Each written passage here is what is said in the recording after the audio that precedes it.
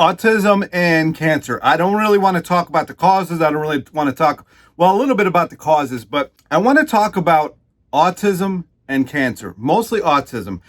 My name is Ryan. This is High Carb Regenerator. Welcome to my channel. So I was out driving today. I do a lot of DoorDash. And one thing that I see a lot of is bumper stickers or like license plate holders. It's a like autism awareness and cancer awareness and name a charity that you got to donate to. But why? What's going on with all this? Another thing that I wanted to talk about is I live near an Amish community. It's like the largest Amish community on the planet, I do believe. And you never see any of this stuff with them. So I wanted to get into that. All right, this isn't going to be a long video, but I just wanted to talk about the science behind the autism in the Amish community, energetic community, I guess they're calling it. So as one MIT researcher, Stephanie Seneff, has already predicted, if the current trend continues unabated and if nothing is done to shift this momentum,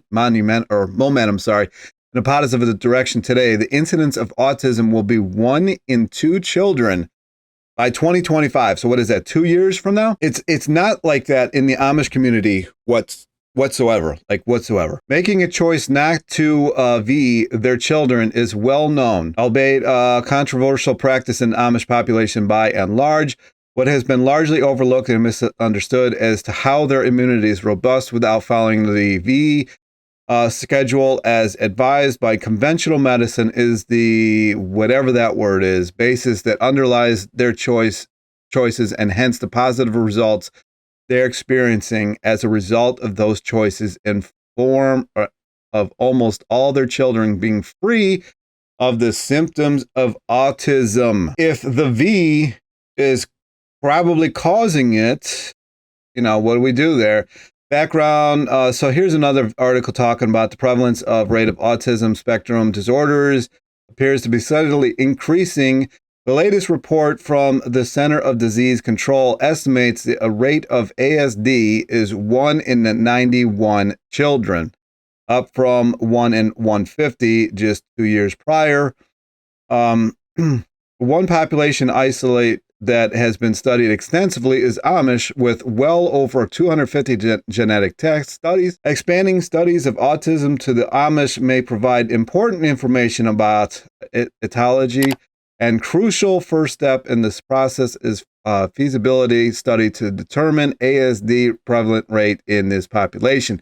Now, I know the government already does this. The government already does this pretty heavily, and they don't ever publish the results. Why don't they publish the results? And it's crazy because I'm sure these charities have the results to this.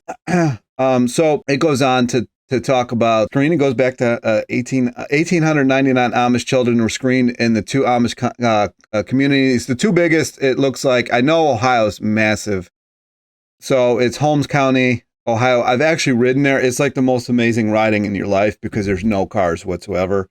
But you can't do it at night because there's no street lights either because there's no electricity. In Elkhart, LaGrange County in Indiana, 2 of the largest Amish communities trains clinicians assessing door-to-door using a published Amish directory as a guide. Families were approached and asked to participate in a brief interview regarding their children. 2 primary screening instruments were used, a social communication questionnaire and a DSM checklist, a tool created by authors, a V history, and brief family history, including questions specific to ASD phenotype were taken. Children screening positive on either the SCQ or DSM checklist were seen for more comprehensive clinical evaluations. This evaluation included autism diagnostic observational schedule and autism diagnostic interview, blah, blah, blah. So a total of 14 screened positive for ASD on both screeners. Of the 25 children, 14 were evaluated and 7 children were confirmed as diagnosis of ASD. Amish communities at a rate of approximately 1 in 271 children using, so basically it broke down to 1 in 271 children. Now, the fact checkers got involved with this. And before we go into this too much farther, the fact checkers were sued in 2021 and lost, and Facebook finally had to admit the fact checkers were just opinion. And what was the opinion on the side of? Fill in the blank yourself. It goes on basically to say that they are now breaking down a little bit. Now, if that's true, that might be why their rates are increasing. 68% stated that all of their children had received at least one V, and 17 reported that some of their children had at least one V. So there is that. But I mean, why?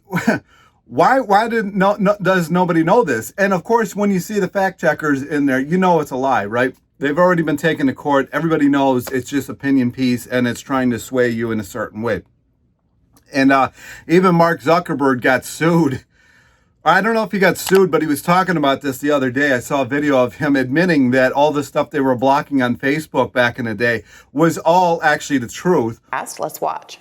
You just take some of the stuff around COVID earlier on in the pandemic where there were, real health implications, but there hadn't been time to fully vet a bunch of the scientific assumptions. And, unfortunately, I think a lot of the kind of establishment on that, kind of waffled on a bunch of facts and, asked for a bunch of things to be censored that in retrospect ended up being, more debatable or true. And they were blocking the truth, and he's like, oh, I can't believe, I can't believe we were doing that. So we know that this is all just a lie, but why is this happening? So I wanted to talk about this as well. So the Unveiling Amish rarely get cancer, autism, or heart disease. Coincidence? I don't think so. I will probably link these down below. But I did want to talk about this. So here are a few red flags for me when it comes to V. Flu V contain multiple neurotoxins at very high concentrations.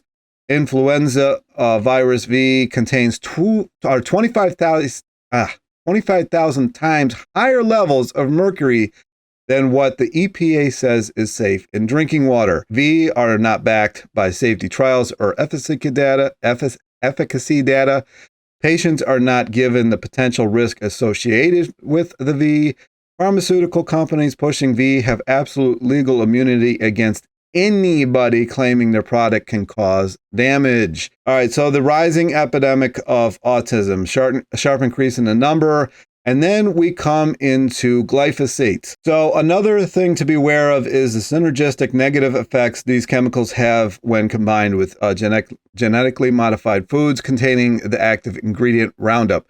Studies have shown that glyphosate inhibit every single one of the 50 cytochrome P450 enzymes responsible for detoxification in the human body. So, on a side note, that could largely be the reason that I had such an issue with the pound-a-day sugar, because I can almost guarantee that glyphosates were in that sugar because it was conventional. All right, the Amish opt out of V and rarely develop autism. So, autism affects over 20 million people worldwide. Autism occurs in boys 4 to 5 times more than in girls. 1 of every 68 children has some form of ASD. U.S. autism rates have increased 38% since 2012.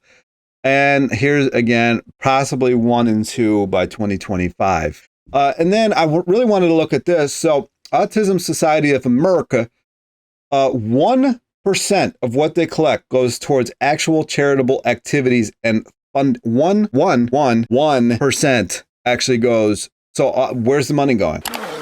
Where's the money, Lebowski? So in 1980, autism diagnosis rates were approximately 4 in 10,000. In the 90s, the number jumped to 1 in 2,500, while later in decades, 1 in 1,000. And now we're supposed to be 1 in 2 in 2025.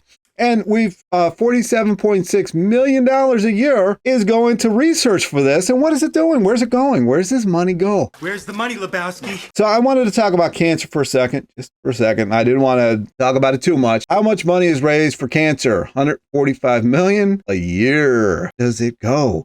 So, and I just want to look, maybe it's done some good. Maybe it has. Maybe it has helped some people. So since 1980, melanoma is up 375% and cancer's up 150%. So they're $5 billion. Where'd it go? You want that money, Lebowski?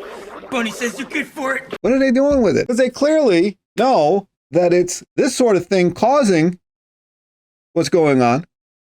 So what are they researching? So as you see, autism, barely any of the money that they collect goes to actually autism study or whatever the hell they think they're doing. And apparently, according to the thing, 80 to 90% of the money collected in the cancer charities actually goes to where it's supposed to go. So what are they doing with the money? What is it, 1946 or 64, one of the two. They've been collecting money for the research, and nothing has happened.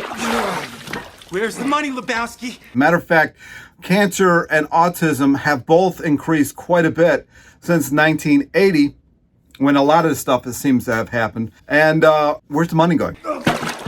Where's the money, Lebowski? Where's the fucking money, shithead? You know, like, where does the money go? Who's taking this money? $5 billion for cancer. I didn't see how much total for autism. But where's the money going? Because we know that the cause is our environment and the food that we're eating. We already know that. Like, if you're smart enough to actually research, if you're watching this video, maybe you're new to the channel, thanks for watching. But where's the money going? Like, whose pockets are we lining with this stuff? This is why I don't give it to charities, because most of these charities are usually just funneling right into somebody's pocket, just like that Gregor guy, right? All the money he makes just right into his pocket, you know? Like, what does he do with it? I don't know. But he claims he's a charity or donations or whatever, but what are we donating to? You know, it's just, the question is, where is the money going? Anyway, comments, questions down below. Like, subscribe, and I'll talk to you in the next video.